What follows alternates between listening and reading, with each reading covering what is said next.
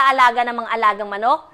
Una, palaging pumili ng malinis at ligtas na pinagkukunan ng pagkain upang matulungan ang mga manok na lumaki ng matatag at malusog.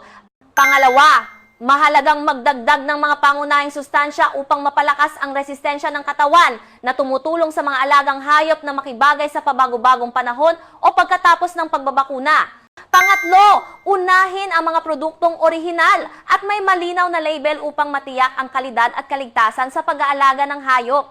Ipinapakilala namin sa inyo feed additives for poultry farming. Sa likas itong mga sangkap, walang halong additives o preservatives na katutulong itong mapabuti ang panunaw, pataasin ang pagsipsip ng nutrisyon at mapanatili ang mabuting kalusugan ng mga alagang manok, pato, baboy at iba pa. Ito ay nagtataguyod ng matatag na produksyon at napapanatiling pag-unlad. Espesyal na alok para sa 99 na mga mamimili na mabilis umorder sa video na ito. Mag-order na ngayon upang hindi mapalampas ang pagkakataon.